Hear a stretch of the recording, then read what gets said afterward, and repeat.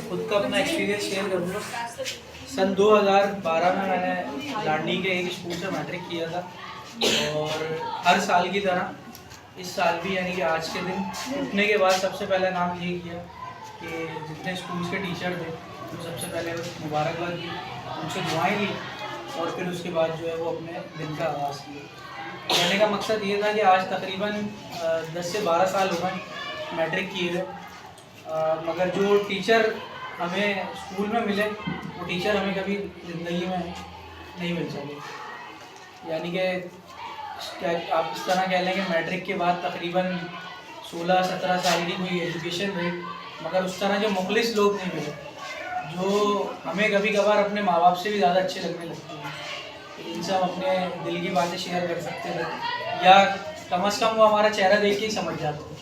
अगर वो हमें मारते भी थे, डांटते भी थे, तो उसके बाद लाजमी ऐसा होता था कि वो छुट्टी के वक्त हमें रोकते थे, हमसे बात करते थे। तो बस यही है कि ये वक्त जो है वो करीब आप लोगों का भी ख़त्म हो जाएगा, 9 मैट्रिक का सफ़र आपका भी ख़त्म हो जाएगा, लेकिन जो ये लोग हैं ये आपकी यादों में हमेशा रहने चाहिए। इनकी इज़्ज़त करें, सबसे पहले तो अपने माँ बाप की इज़्ज़त करें, उसके बाद इनका दर्जा, इनकी इज़्ज़त करें, क्योंकि आप सल्लल्लाहु अलैहि वसल्लम का शोभा ही मौल्लिम का था। सबसे बड़े इंसानियत के कायनात के मौल्लिम वही थे।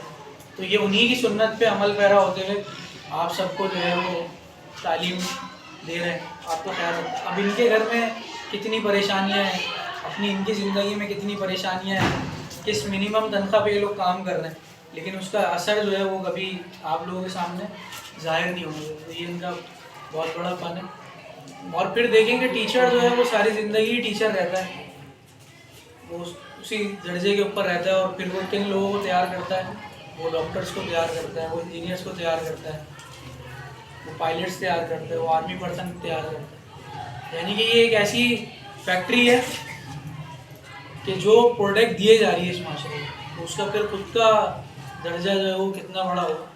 तो ये 5 अक्टूबर का दिन जो है वो हर दिन होना चाहिए, हर दिन इसी खुशी के साथ आप इनसे मिलें, इन्हें इज्जत दें और इनसे दुआएं लें।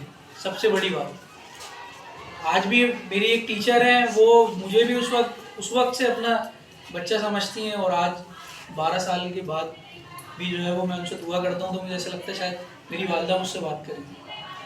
तो ये उन्हीं की सब दुआएं हैं, उन्हीं टीचरों की दुआएं हैं, उन्हीं से हमने फैज़ लिया है, उन्हीं के आगे हमारी आंखें झुकी रहती थी, तो अल्लाह ताला ने फिर किसी के आगे जो है वो हमारा सर झुक नहीं दिया।